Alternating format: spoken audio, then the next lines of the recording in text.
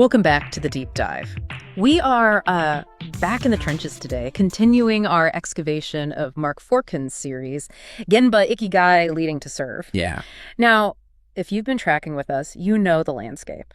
We started with the internal work leading self, then we zoomed out a bit to the relational work leading the tribe. And now we are crossing a pretty significant border. Yeah. We're entering section 3, leading through problem solving. It feels like a shift in gears, doesn't it? The first two sections were so much about, mindset, culture, checking your own ego. Mm-hmm. Now it feels like we're getting into the actual mechanics of running the machine. That's a fair assessment, but there is a trap in thinking it's just mechanics. Yeah. This is where, the philosophy meets the physics. Oh, I like that. You can have all the self-awareness and, kumbaya team spirit in the world, but if your actual processes are garbage, you're just a very enlightened leader presiding over a sinking ship. That is a terrifying image. Enlightened, but sinking.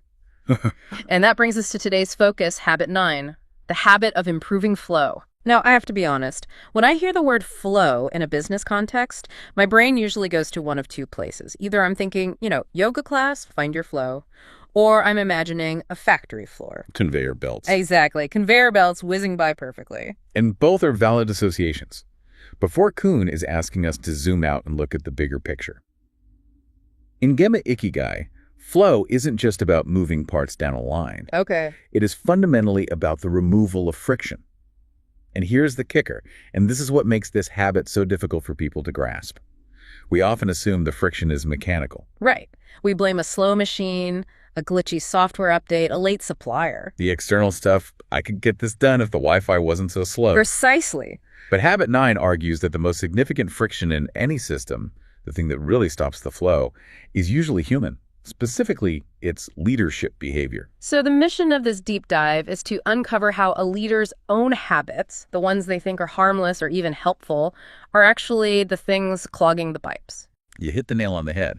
Forkin starts this section with a metaphor that is, it's not subtle. No. He says, the fish starts rotting from the head. It's so visceral. I think I literally made a face when I read that. It's meant to be uncomfortable. In Lean, or the Toyota production system, we are obsessed with finding muda, which is the Japanese word for waste. Right. And organizations love to hunt for waste on the front lines. They look for the operator standing idle, or a pile of scrap metal, or someone walking too far to get a tool. Because that's easy to see. It's visible. It's right there. It is easy to see. But Forkin is saying, stop looking at the tail of the fish. Look at the head. If there is waste on the floor, there is a very, very high probability it originated in a decision made in the C-suite. And this is what the book calls behavioral waste, right? I think we all get process waste like moving a box twice, waiting for paint to dry. But what does behavioral waste actually look like? It's the invisible killer of productivity. Think about it this way. If an operator on an assembly line stops working for an hour, it's immediately obvious. Alarms go off, the line stops. Exactly. Everyone rushes to fix it. But if a vice president delays a decision for 3 days, or if a director changes the scope of a project at 5 p.m. on a Friday, that doesn't look like stopped production. In that moment, it looks like strategy or, refinement. Yes, but the downstream effect is nuclear. That Friday afternoon scope change means team works the weekend, mistakes happen because they're tired, burnout spikes, quality drops. The leader feels productive because they refined the strategy. Wow. The organization, however, just absorbed a massive amount of cost and chaos. And to really understand the mechanics of this, Forkin reintroduces 3 Japanese terms. These are pillars of the Toyota production system, but he applies them specifically to the boss. We have Mura, Muri, and Muda. The 3 enemies of flow. Yeah, I've seen these terms in, logistics textbooks, usually with diagrams of trucks. Don't overload the truck, but you're saying we need to apply these to the manager, not the vehicle. Let's break them down right there. So first you have Mura. This translates to unevenness. Unevenness. In logistics, it's an empty truck one day and an overflowing one the next. In a leadership context, this is feast or famine management. Oh, I have lived this life. This is the boss who ignores a project for 3 weeks, total radio silence, and then suddenly wakes up on a Tuesday and demands a complete analysis by Wednesday afternoon. That is textbook Mura.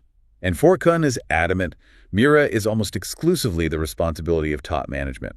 The team didn't decide to compress 3 weeks of work into 24 hours. No. The leader's uneven attention span caused that. Because they control the faucet. They turn the flow on and off based on their mood or their panic level. Correct. And that Mura, that unevenness, leads directly to the second villain, Muri. Muri means overburden. Which makes sense. If I slam my team with a month's worth of work in 2 days because I was disorganized, I am overburdening them. I'm revving the engine into the red. You're pushing people or equipment beyond their natural limits. And finally, that leads to muda, which means waste. Waste is the result. It's the aftermath. So the waste is the defects, the burnout, people quitting. Yes. The team rushes because of the overburden, the Muri, so they make mistakes. That's the waste, the muda. The tragedy is that most companies try to fix the muda by just telling the team to be more careful or work smarter. They're trying to bandage the wound without stopping the person who is holding the knife? That is a dark way to put it, but yes, Yeah. You cannot fix the waste until you fix the overburden, and you can't fix the overburden until the leader fixes their own unevenness.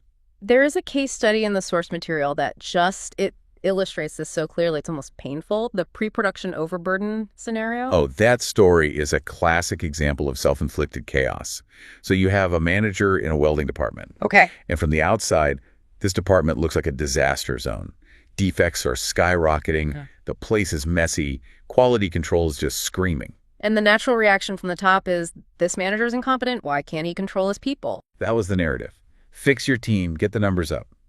But for Cohn, as the consultant starts peeling back the layers, he asks, why are there so many defects? Well, it turns out the welders are inexperienced. Okay. Why are they inexperienced? Because half the staff was hired last week. Half the staff? And why was half the staff hired last week? Because the manager's boss, upper management, had mandated a 100% increase in staff headcount in just 6 weeks. They doubled the workforce in a month and a half. Without a training plan. Yeah. Without extra supervisors. They just flooded the floor with novices. That decision was the Mura, the uneven, erratic spike. It created massive Muri overburden because the few experienced welders had to stop welding to try and teach the new people. So nobody was hitting their targets. Nobody. And the defects, the Muda, were just the inevitable result of novices doing work they weren't qualified for yet. Wow. But here's the thing that connects back to the fish rotting from the head. The boss didn't see himself as the problem. He thought he was solving a problem by adding resources. He opened the floodgates, drowned the department, and then asked why everyone was wet.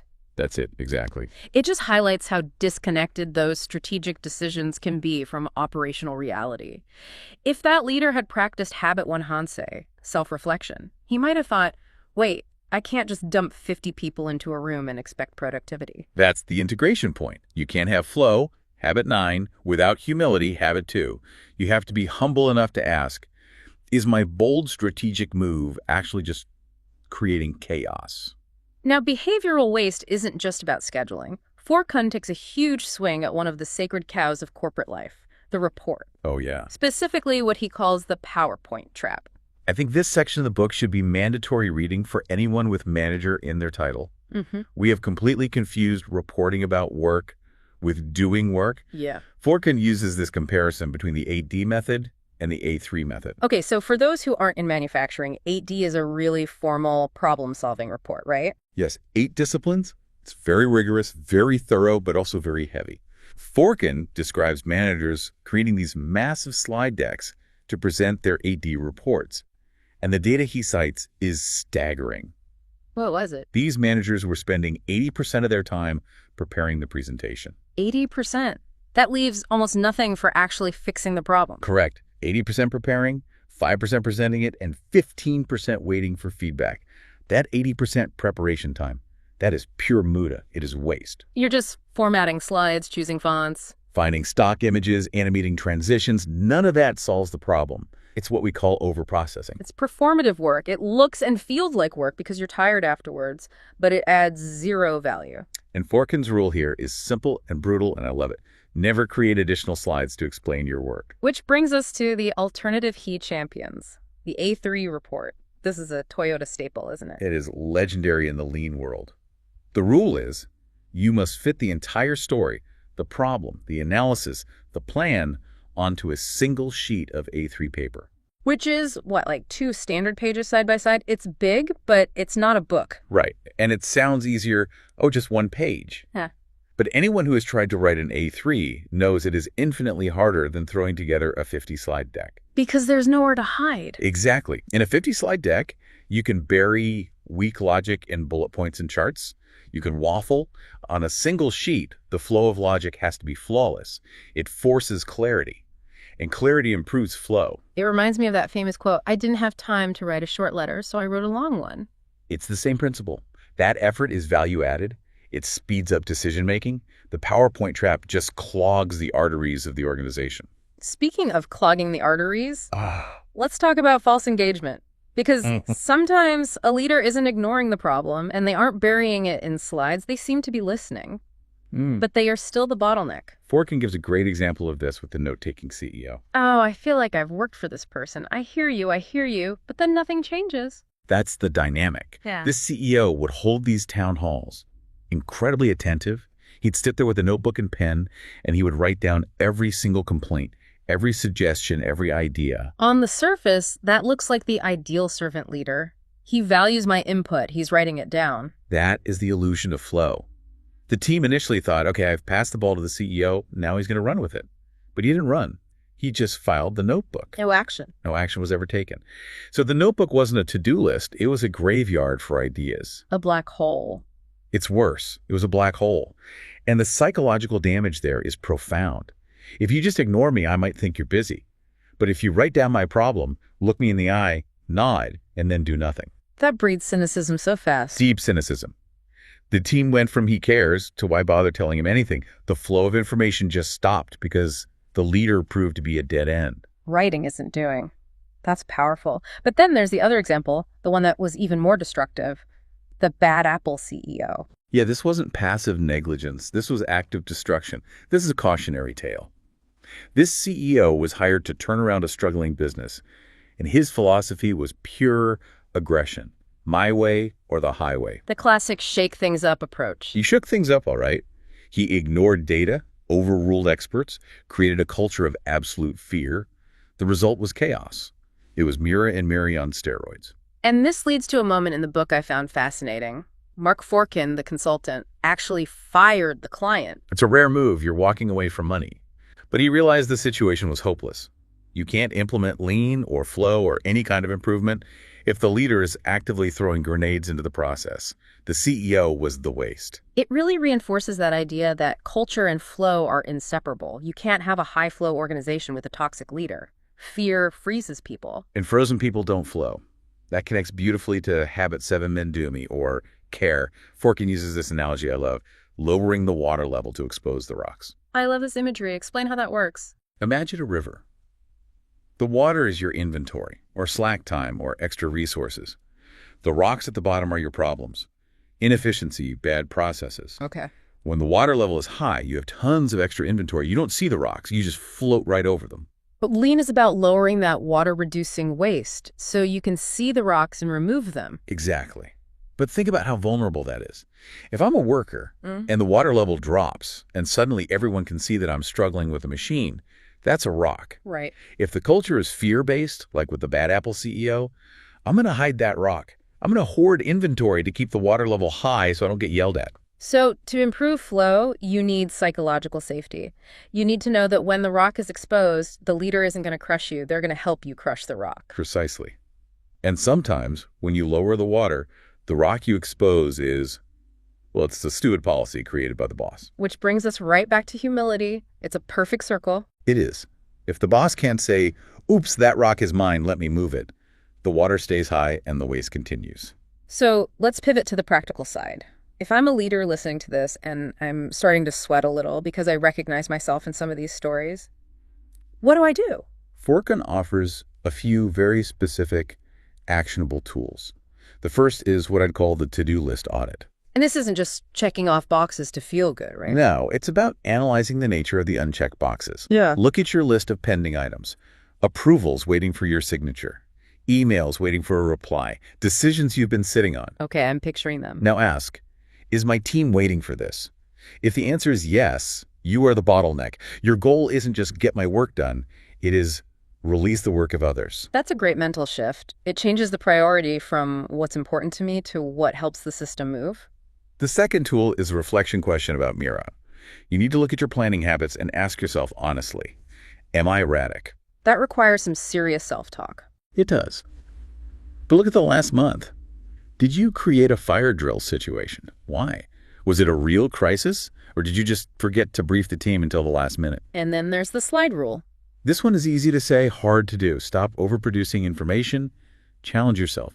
Next time you have an update, can you do it with a one-page memo, a whiteboard discussion? If you find yourself adjusting the pixel alignment on a slide for 20 minutes, stop.